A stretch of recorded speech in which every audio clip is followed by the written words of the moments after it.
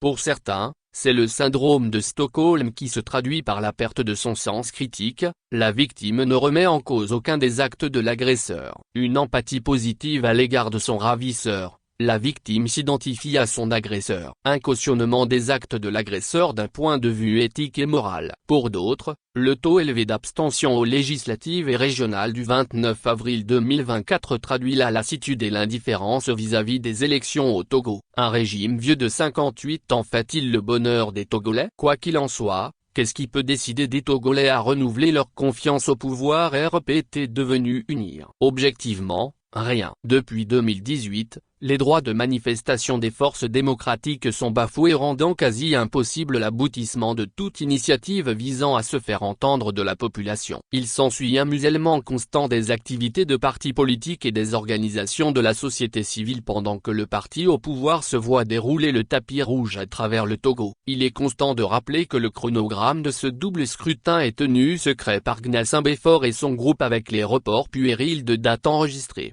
Quant au financement public de la campagne électorale, les fonds n'ont été disponibles qu'à quelques jours de la fin de cette campagne. Au même moment, tous les moyens d'État sont mis à la disposition des candidats du pouvoir avec les achats de conscience visibles à travers dons et libéralités pourtant proscrits par le code électoral.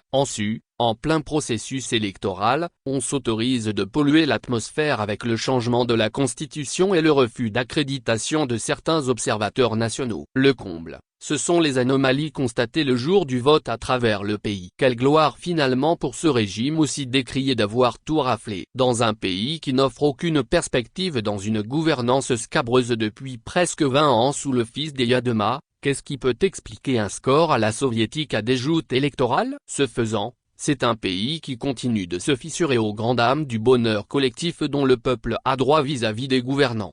Tout bien pesé, la conservation du pouvoir n'est aucunement un programme de gouvernement, sinon le Togo serait bien loin. Au contraire, cela contribue à enrichir un groupe d'individus qui s'accaparent les ressources du pays. Il ne sert absolument à rien de continuer à vouloir cacher le soleil avec la main. Le retard criard du Togo dans tous les secteurs de développement est bien la résultante de cette politique de l'autruche. Subscribe Lick en char fort mort.